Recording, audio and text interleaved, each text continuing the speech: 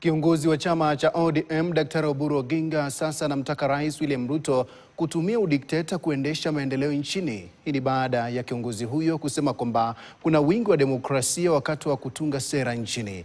Kauli ambayo ilitolewa leo hii wakati wa utiaji wa saini wa mswada wa hazina ya kitaifa ya utajiri, sheria mpya ambayo itahifadhi 30% ya mapato ya mafuta na madini kwa vizazi vijavyo. Bentura Kwamboka anaripoti zaidi. Kiongozi wa chama cha ODM Oburu Odinga amemtaka Rais William Ruto kutosikiza cheche za siasa na kutumia udikteta wenye nia njema wakati wa kufanya maamuzi katika kutekeleza sera za kuendeleza taifa. Akizungumza katika ikulu ya Nairobi wakati wa utiaji saini wa mswada wa hazina ya taifa ya utajiri unaolenga kuhifadhi utajiri unaotokana na mali asili nchini, Oburu ameunga mkono mswada huu akisema umewadiana ni muhimu kwa kuhakikisha ukuaji wa uchumi wa nchi na kulinda uchumi dhidi ya mishtuko ya baadaye. We try to move, but private interests around who want to benefit from small infrastructure which does not move the country anywhere. And sometimes then there is too much democracy.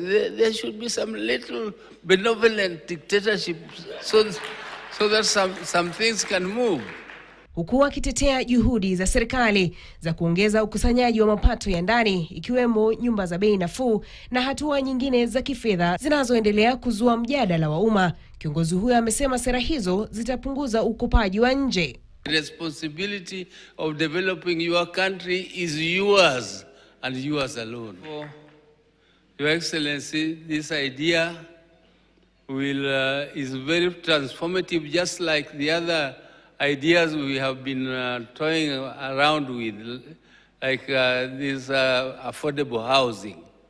Sheria hiyo mpya inayotazamiwa kuleta mfumo uliopangwa wa kusimamia utajiri wa taifa kwa kutenga akiba ya vizazi vijavyo, uthabiti wa uchumi na uwekezaji wa kimkakati wa miundombinu. Through the strategic investment window, working alongside the National Infrastructure Fund, it will help finance strategic national investments that create jobs, expand opportunity, and strengthen our economy. The third and most important